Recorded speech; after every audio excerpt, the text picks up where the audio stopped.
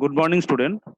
Today topic is heap file organization, and it is the continuation part of previous section. In heap file organization, uh, it works with data blocks. The records are inserted at the end of the file, and when we insert records, it doesn't require any sorting or ordering of records, and it is the one of the simplest and most basic type of organization. When the data block is full, the new records is stored in some other block. And the new data block need not to be the very next data block.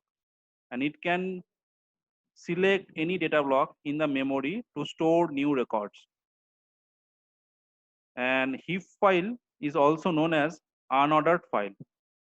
In this file, every record has a unique ID and every page in a file is one of the same size. It is the DBMS whose responsibility to store and manage the new records.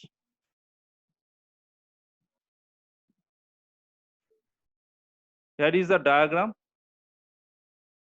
Data records R1, R2, R6, R4, R5, and the data blocks here. Here is the first data block, here is the second data block, and here is the third data block. Okay. R1 and R3 connected with data block 2, R4 and R6 connected with data block 3, and R5 data records with connected with data blocks 1. Next, insertion of new record. Suppose we have 5 records R1, R3, R6, and R4 and R5 in a heap, and suppose we want to insert new record R2 in a heap. If the data block 3 is full, then it will be inserted in any of the database selected by the DBMS. Let's say data block 1. Okay, here is the diagram. So new record R2 is inserted into data block 1. Okay, here is the diagram shown. If we want to search, update, or delete the data in heap file organization, then we need to traverse the data from starting of the file until we get the requested record. And if the database is very large, then searching, updating, or deleting of records will be time consuming because there is no sorting or ordering of records. And in the heap file organization, we need to check all the data until we get the requested record. Some advantage of heap file organization: it is a very good method of file organization for bulk insertion. And if there is a large number of data which needs to load into the database at a time, then this method is best suited method.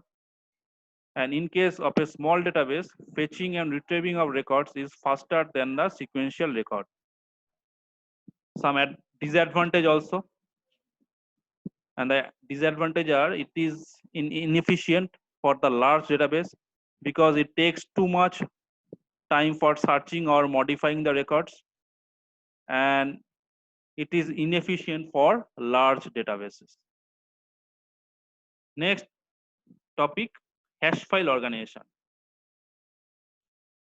This organization uses the computation of hash function on some fields of the records.